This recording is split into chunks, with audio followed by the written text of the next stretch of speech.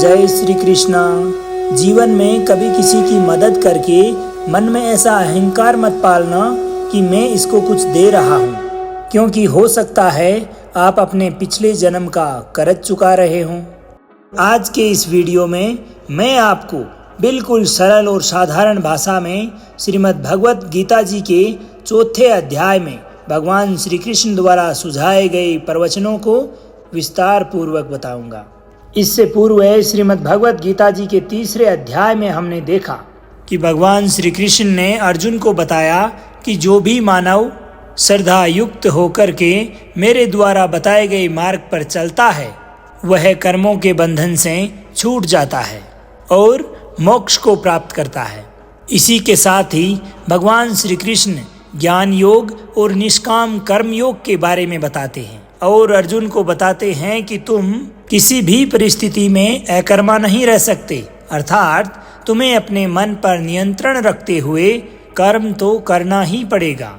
दोस्तों, इससे पहले कि आप श्रीमद् भगवत गीता जी के चौथे अध्याय की शिक्षाओं में खो जाएं, अगर आप इस चैनल पर नए हैं तो चैनल को सब्सक्राइब कर बेल आइकन को अवश्य प्रेस करें, क्योंकि इसी चैनल पर हम आपके लिए सदैव भगवान श्री कृष्ण के ज्ञान से परिपूर्ण वीडियोज लाते रहते हैं। अब श्रीमद् भगवत गीता के चौथे अध्याय में हम जानेंगे कि भगवान कब कब और किस किस अवस्था में धरती पर अवतार लेते हैं, भगवान को कैसे प्राप्त किया जाता है और कैसे गुरु से ज्ञान लिया जा सकता है और ज्ञान लेना क्यों आवश्यक है। तो चलिए विस्तार से जानते हैं श्रीमद् भगवत गीता जी के चौथे अध्याय से मिलने वाली सीख और शिक्षाओं के बारे में। श्रीमद् भगवत गीता अध्याय 4 ज्ञान कर्म संन्यास योग। तो अब श्रीमद् भगवत गीता के चौथे अध्याय के प्रथम श्लोक में भगवान श्री कृष्ण अर्जुन से कहते हैं कि इमं विवस्वते योगम प्रोक्तवान अहम अव्यहम विवस्वान मनवे प्राह मनु इक्ष्वाक्वे अब्रवीत। अर्थात मैंने इस शाश्वत ज्ञान योग का उपदेश सूर्य देव विवस्वान को दिया, विवस्वान ने मनु, और इसके बाद मनु ने इसका उपदेश इक्ष्वाकु को दिया। इस श्लोक के माध्यम से भगवान श्री कृष्ण अर्जुन को दिए जाने वाले आध्यात्म ज्ञान के विश्वसनीयता और महत्वता को प्रतिपादित करते हैं। श्री कृष्ण अर्जुन को बताते हैं कि उसे युद्ध करने हेतु दिया जा रहा ज्ञान कोई नवीन ज्ञान नहीं है, बल्कि ये वही प्राचीन और शाश्वत ज्ञान है जिसका उपदेश उन्होंने सबसे पहले विवस्वान या सूर्य देव को दिया था। फिर सूर्य देव ने इस ज्ञान का उपदेश सृष्टि के प्रथम मानव मनु को दिया और फिर मनु ने सूर्यवंश के प्रथम राजा इक्ष्वाकु को दिया।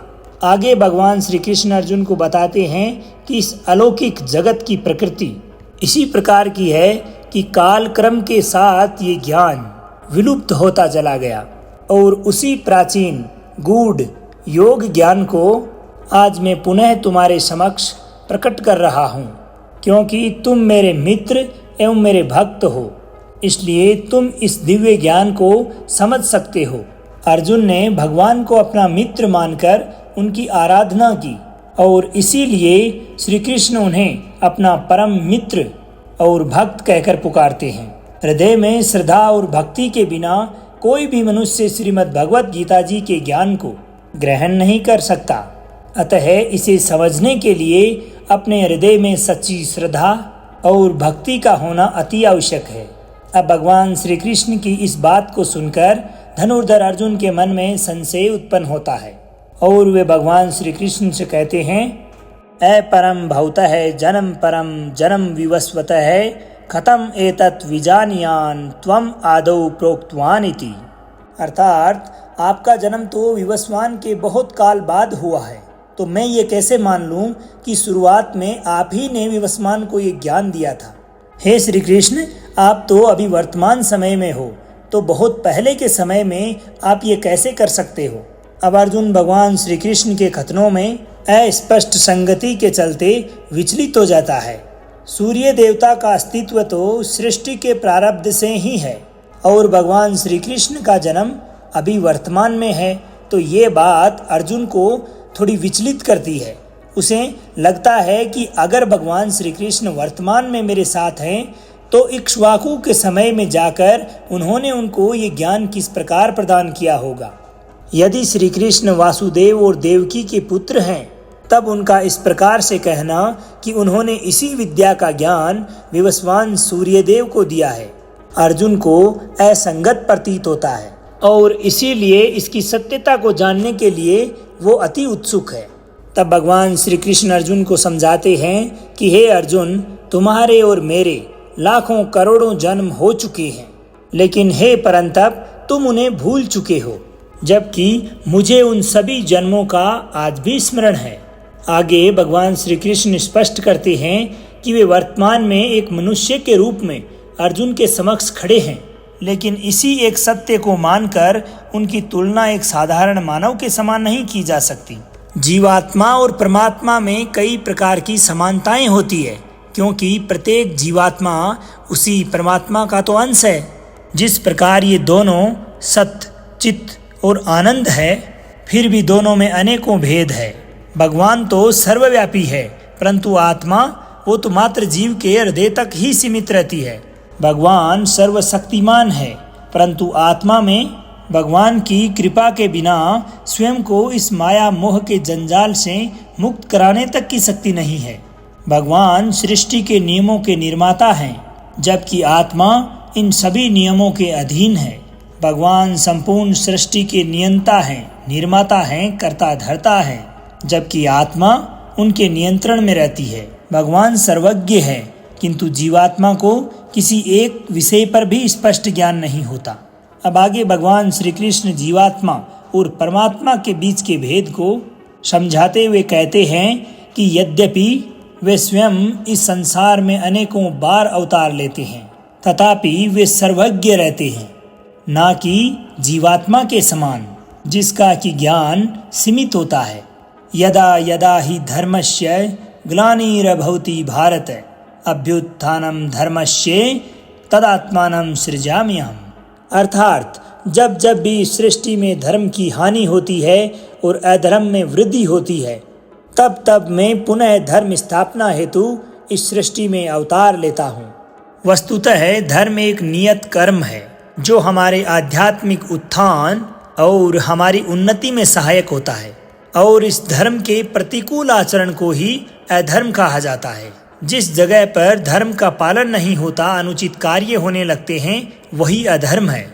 और इसी तरह चलते चलते धर्म का पूर्ण रूप से पतन हो जाता है और अधर्म अपनी चरम सीमा पर होता है, तब परमात्मा इस धरती पर अवतार लेते हैं और इस प्रकार से उत्पन्न हुए अधर्म का विनाश कर धर्म की पुनः स्थापना करते हैं। और इसी प्रकार धर्म स्थापना हेतु प्रभु का प्रकट होने को उनका अवतार लेना कहा जाता है। और इसी प्रकार भगवान श्री कृष्ण भी अपने अवतार रूप में प्रकट होने के 3 कारण बताते हैं।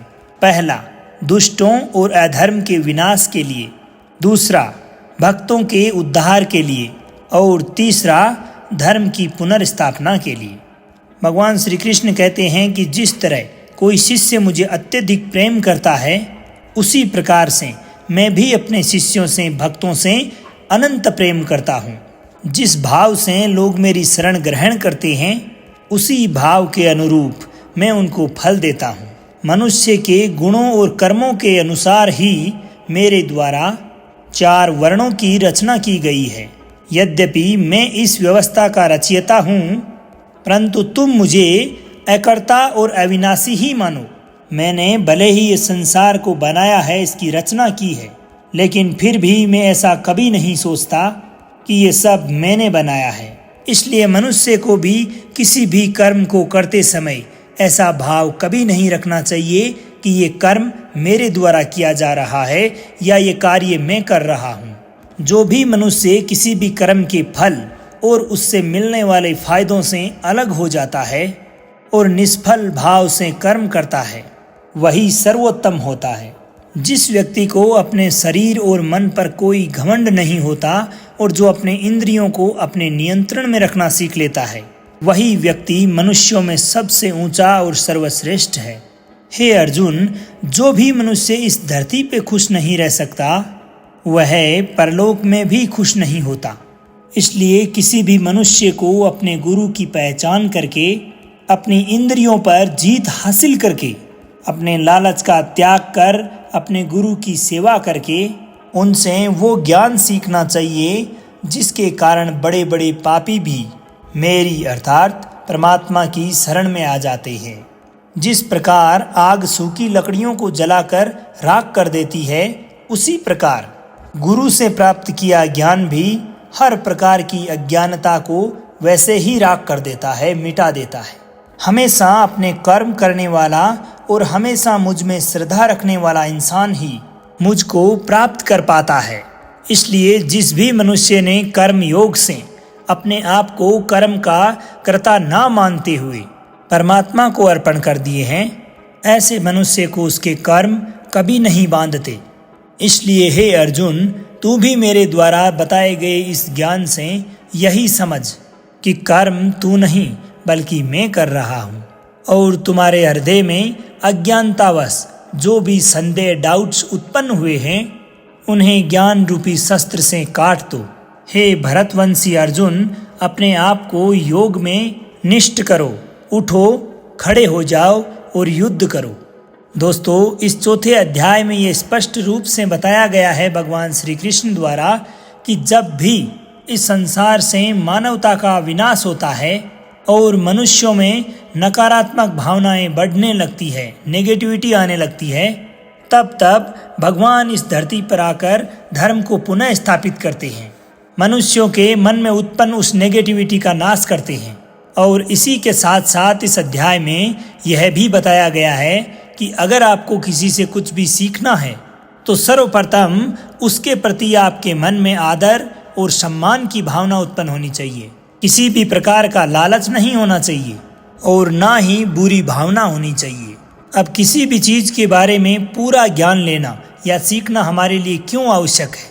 क्योंकि चाहे हम किसी भी क्षेत्र से संबंध रखते हों, ये स्वाभाविक सी बात है कि हमें उसी क्षेत्र के गुरुओं से ज्ञान तो लेना ही होगा।